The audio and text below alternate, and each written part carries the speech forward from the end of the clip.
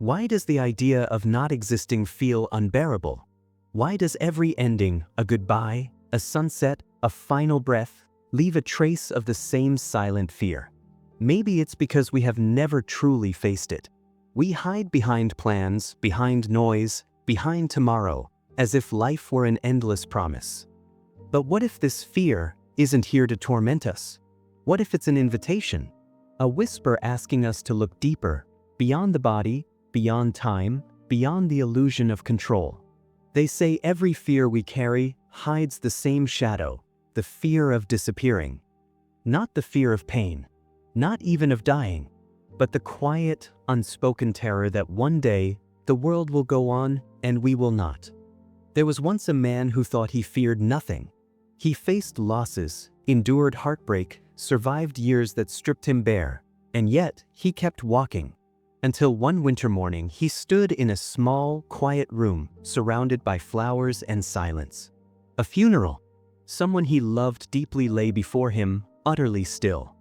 He realized that what shook him was not her absence. It was the realization that one day he would be the one lying there. That the conversations, the memories, the laughter, all of it would end. And the world, indifferent and vast, would simply continue. The wind would still move the sea. The sun would still rise. Only that he wouldn't be there to see it. Every fear begins with the thought that we might one day vanish. But perhaps, to truly live, we must first learn to see what part of us never does. In the 1960s, there was a woman who sat closer to death than anyone else dared. Her name was Dr. Elizabeth Kubler-Ross. While most turned away from the dying, she turned toward them, not to study death, but to understand the living. She sat beside hundreds of men and women in their final days, listening to their last confessions, their regrets, their silences. And in those fading voices, she began to hear a pattern. They weren't afraid of death itself. They were afraid of leaving unfinished sentences behind. One man told her, "I always thought I had more time to forgive my brother." A woman whispered, "I lived for everyone else, and now I don't even know who I was." Another, eyes closed, smiled faintly and said, "I'm not afraid. I just wish I had noticed how blue the sky was when I still could." In every story, death became less of a monster and more of a mirror. It showed people what they had ignored, what they had loved too late, what they had taken for granted. And through that reflection, she began to understand something extraordinary. The fear of death was never really about death at all. It was about the fear of not having lived, the fear of having rushed through life, half awake, waiting for a moment that never came. She noticed how every patient, in their own way, went through a quiet transformation. Denial turned to anger. Anger softened into sadness. Sadness melted into surrender. And finally, in that surrender, there was peace. She called it the 5 stages of dying. But they were not stages of death. They were stages of awakening. Each one was the soul learning how to let go of its illusions, one by one. Denial, the mind refusing to believe what the heart already knows. Anger, the body rebelling against the inevitable. Bargaining, the spirit trying to rewrite the script of time. Depression, the silence before surrender. And finally, acceptance, not a victory, not defeat, but understanding. Those who reached acceptance often spoke differently. Their words became slower, their eyes gentler. One man said, "I thought death was darkness, but now it feels more like rest." Kubler-Ross wrote that dying people teach us more about life than the living ever could. Because when time becomes short, the noise falls away and only truth remains. Perhaps this is why we fear death, because it demands honesty. It strips us of everything borrowed, leaving only what was real. Our regrets, our presence. The psychologist once said, "People think they are afraid of death, but what they really fear is waking up too late to live." So she began teaching the living, not how to avoid death, but how to meet it with open eyes. To hold it like a mirror and see in it the reflection of what we still have time to become.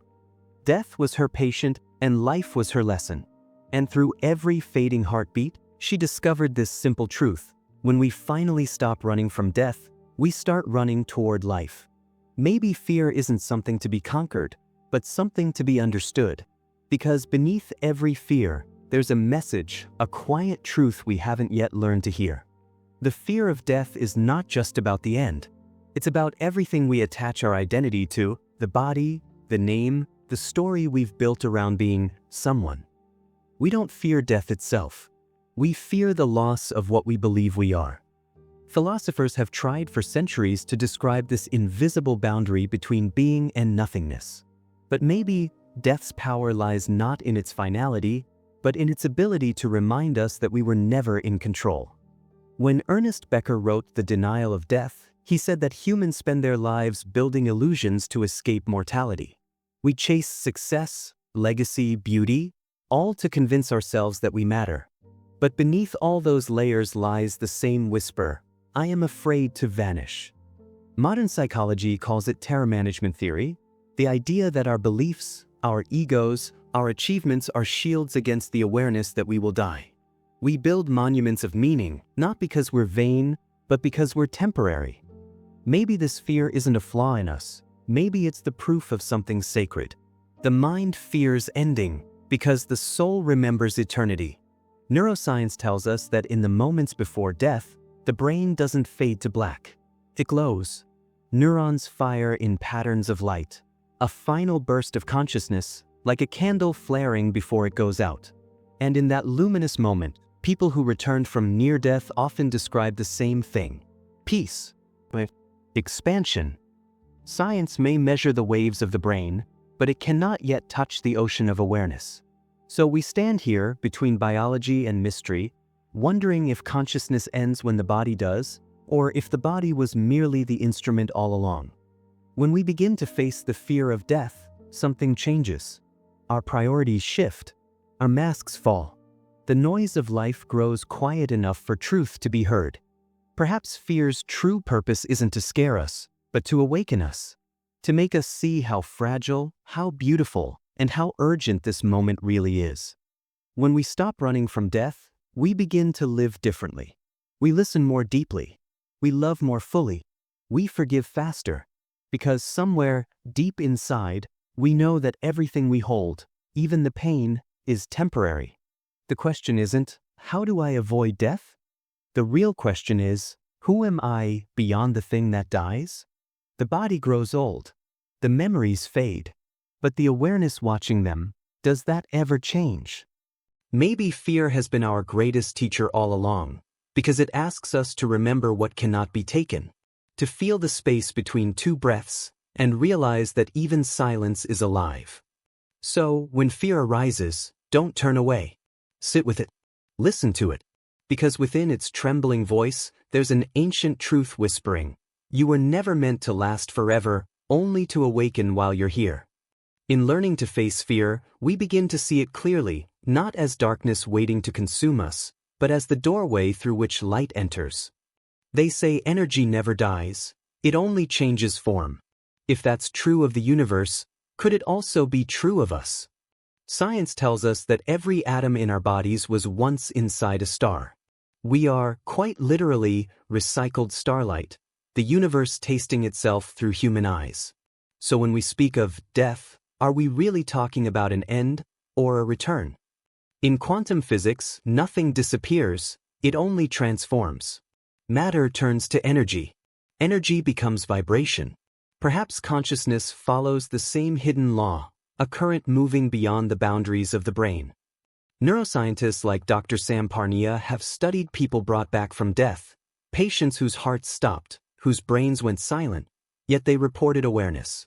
They spoke of floating above their bodies, of hearing conversations later verified. And when asked what they felt, they used the same words across cultures, across faiths. Peace. Home. Maybe the soul doesn't rise upward. Maybe the body simply falls away. Eastern philosophy calls this the dissolution of form, the Atman returning to Brahman, the wave returning to the ocean. The self never dies, the Upanishads say, only the forms through which it dreams. In the West, mystics spoke in similar language. Meister Eckhart wrote, "The soul is a drop of water returning to the sea of God." Even in the heart of Christianity, the resurrection is not escape, it is transformation. Science seeks data. Spirituality seeks meaning. But both may be describing the same truth, from different directions.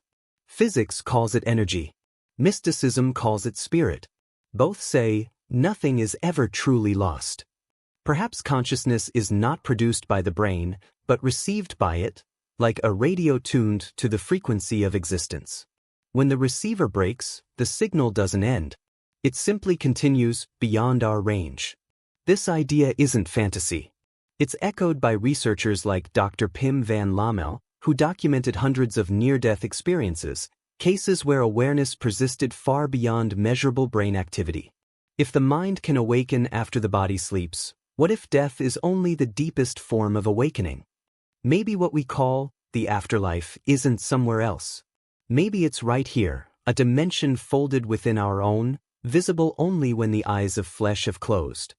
Imagine, the same energy that fuels the sun beats within your heart. Every breath you take once passed through forests, oceans, and stars. How could something so woven into creation ever truly disappear? When fear begins to fade, wonder takes its place.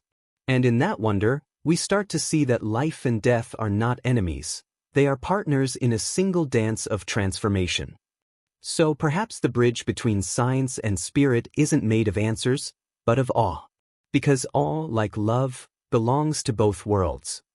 When the body grows quiet, when the breath becomes still, the energy that was you will not vanish. It will return to the current from which it came, the same current that gives life to all things. Death is not the opposite of life. It is the invisible thread that completes its circle, the soul remembering its own infinity. Perhaps the soul doesn't rise upward, it simply unfolds, like a final breath turning into wind. We spend our lives running from one illusion to another, trying to hold on to things that were never meant to stay. Faces. Memories. And yet, in the quiet moments before the end, none of it matters as much as the simple warmth of being alive. There comes a moment when fear loses its meaning. When we realize death isn't a thief waiting in the dark, it's a doorway gently opening into silence. Every culture, every faith has tried to name this passage heaven, nirvana, rebirth. But maybe at its core, it's not a place at all. It's a returning to something vast, familiar, and kind. What if the soul does not leave the world, but simply becomes part of everything it once loved? The wind through the trees, the laughter of a grandchild, the quiet pulse of the earth. When we accept death, something beautiful happens. Life begins to reveal itself more deeply. Every small act, a smile, a touch, a word of kindness, becomes sacred because we see how fragile, how precious it truly is. Peace does not come from escaping death. It comes from no longer running from it. From seeing that life and death are not two, they are one movement, one breath, inhaling and exhaling through the universe. Many who have stood at the edge, those who've glimpsed what lies beyond, describe not fear, but light. Not absence, but expansion. They say they felt held. That everything they had ever loved was still there, but without pain, without loss. To die peacefully is not to vanish. It is to surrender, to trust that what gave us life knows how to carry us home. Maybe that's all peace is, the soul remembering how to let go. So if we are to make peace with death, we must first make peace with living. Forgive easily. Love deeply. Speak gently. And when the time comes, meet the moment as you would a familiar friend. The truth is, we've never truly owned a single thing in this world. Not our bodies. Not our breath. Not even our names.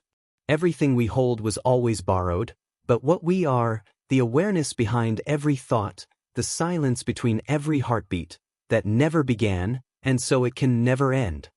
One day, our breath will leave too, but until then, let it carry truth, softness, and wonder. Let it whisper to the world, I was here, I loved, and I returned home in peace. When we talk about death, we finally learn how to live.